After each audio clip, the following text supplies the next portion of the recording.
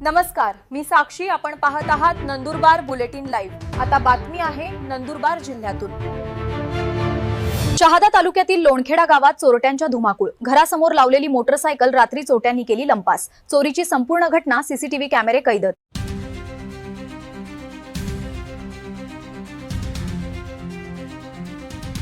शहादा तालुक्यातील लोणखेडा गावात चोरट्यांचा धुमाकूळ.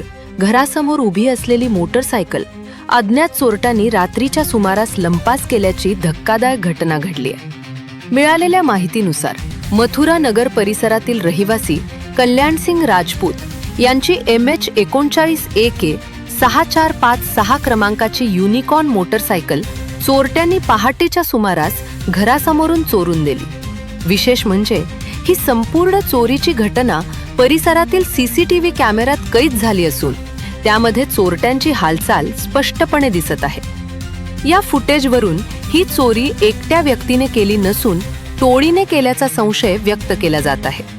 या घटनेमुळे लोणखेडा गावात नागरिकांमध्ये भीतीचे वातावरण निर्माण झाले असून पोलिसांनी तात्काळ कारवाई करून चोरट्यांना अटक करावी अशी मागणी नागरिकांकडून केली जात आहे.